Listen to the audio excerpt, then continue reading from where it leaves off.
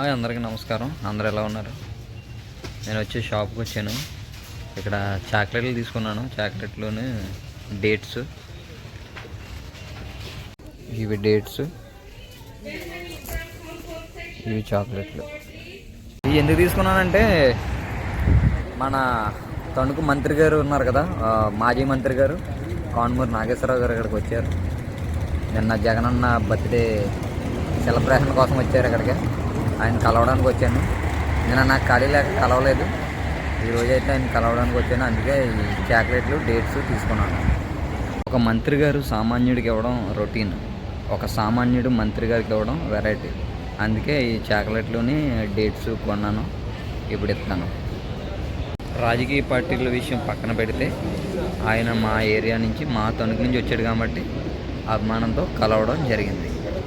నేను మన తణుకు మాజీ మంత్రి గారిని కలిశాను. మంత్రి గారు,